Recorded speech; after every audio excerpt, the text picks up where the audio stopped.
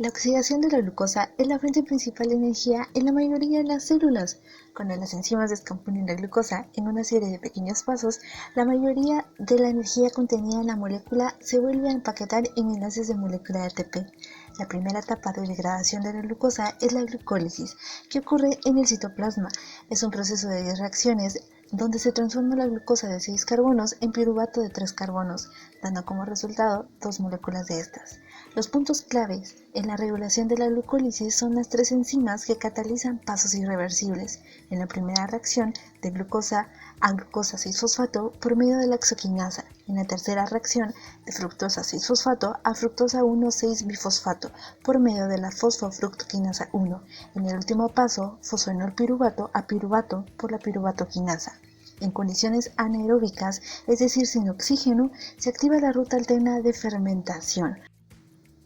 Cuando se consume la glucosa que estaba circulante en la sangre, lo que ocurre es que se obtiene glucosa por catabolización del glucógeno hepático o del que se almacena en el músculo esquelético.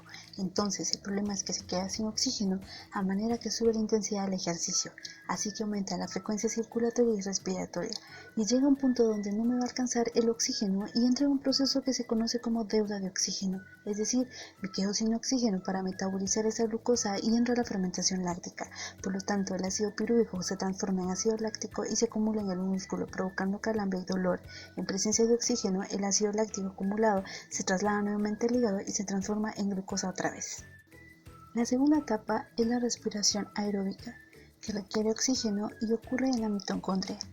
La respiración incluye el ciclo de Krebs y el transporte terminal de electrones acoplados al proceso de fosforilación oxidativa. Todos estos procesos están estrechamente relacionados. La glucosa, cuando entra a la célula, tiene que pasar por la glucólisis, que precede al ciclo de Krebs, convirtiéndose en piruvato y en acetilcoenzima A. Todo gracias a la piruvato deshidrogenasa, y es así como da inicio a este ciclo. La regulación de este ciclo se da por 3 puntos de control importantes. 1. La citrato-sintasa es inhibida por ATP. 2. La isocitrato deshidrogenasa es activada por ADP. Y 3. El complejo alfa-cetoglutarato. La regulación de la fosforilación oxidativa se da debido a la persistencia de la homeostasis en el cuerpo. El metabolismo celular es un mecanismo autorregulador, por lo que la demanda de energía celular es mucha. La cadena transportadora de electrones constituye la respiración interna y se lleva a cabo en la membrana mitocondrial interna por 2 procesos. Los electrones son transportados a lo largo de la membrana por un complejo a otro y los protones son llevados desde la matriz mitocondrial hacia el espacio intermembrana, provocando un gradiente de protones. El oxígeno es el aceptor final del electrón, combinándose además con el ion hidrógeno para producir agua. Entonces consiste en convertir ADP en ATP.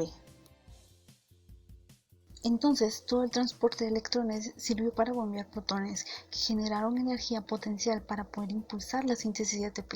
Si observamos en este dibujo, vemos como el complejo 1 bombea protones, el complejo 2 no bombea ninguno, y el complejo 3 y 4 bombean otros más. Por lo tanto, permite generar el gradiente electroquímico. Los protones se van a regresar únicamente a través del complejo 5 que cede a la ATPasa. Así se genera energía suficiente para que se fosforile un ADP generando un ATP. En este esquema observamos el balance energético total de todos los procesos metabólicos mencionados, pero algo que hay que destacar es la diferencia en la formación de 36 y 38 ATPs. ¿Por qué sucede esto? El total de ATP va a depender de la lanzadera que trabaje, es decir, tendríamos 36 si se utiliza la vía del glicerol fosfato y 38 si se usa la vía del malato oxalacetato. Y para terminar, algunas patologías por desórdenes metabólicos de carbohidratos. Hay muchas, pero describiré las más importantes. La enfermedad de Mark-Arnold, rara, hereditaria, por la deficiencia de la enzima fosforilasa, causa calambres y debilidad muscular.